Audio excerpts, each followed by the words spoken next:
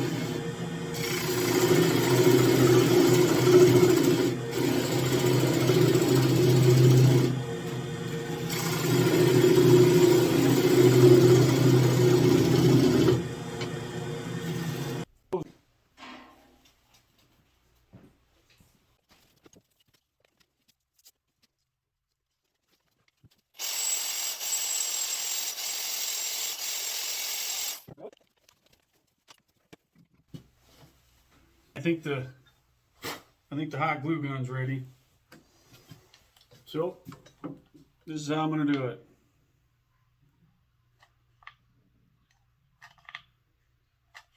There's no specific method to this.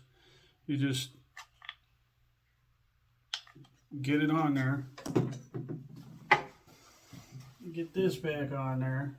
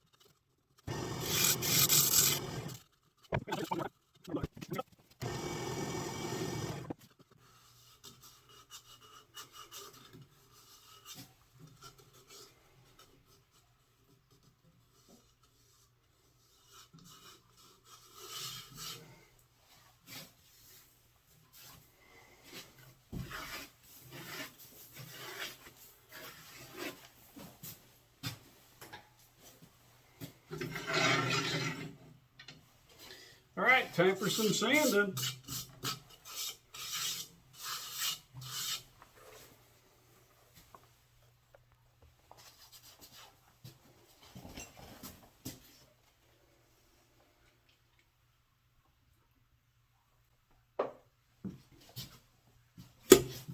I'll bring it back when I got it all sanded up, and when I'm putting the first coat of finish on. It'll be about a second for you. Okay, we're back. Got it all sanded up. Now we're going to clean it with some denatured alcohol. Get any kind of residue that's in there out.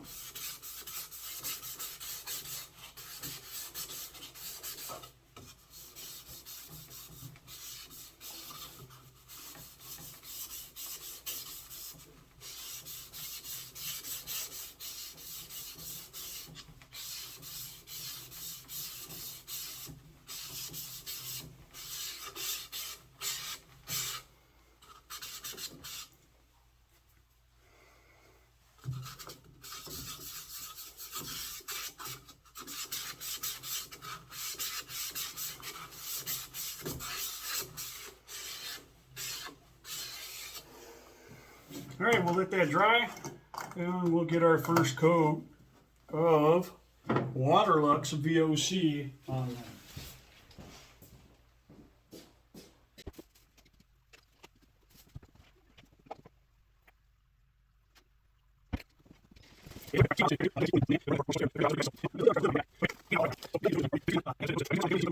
The finish on there, in the next video, I'll have it completely done.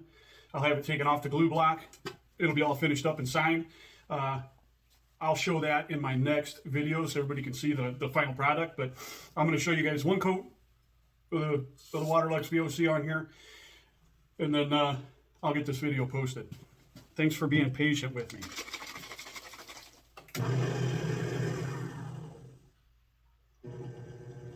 See if it makes this grain pop.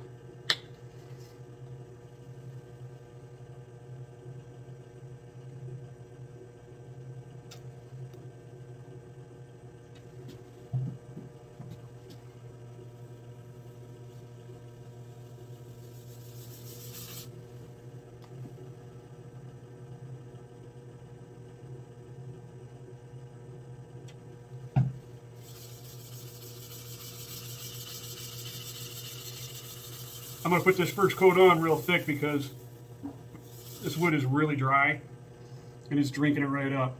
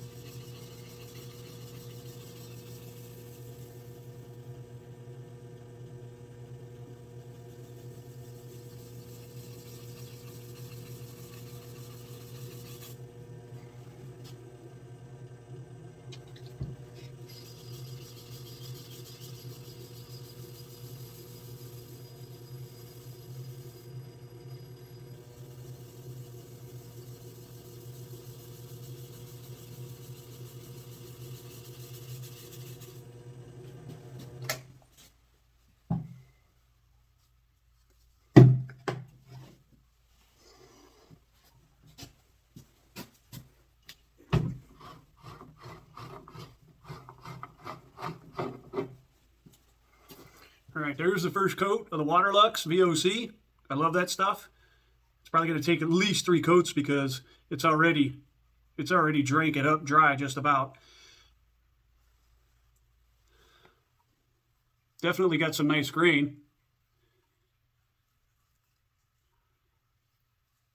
So like I said, yeah, there's some nice chatoyance all through the bottom of the bowl. I'm going to go ahead and post, like I said, I'm going to go ahead and post this video, and I'll show you guys this bowl when it's done, which will be in my very next video. Okay? Thanks for watching.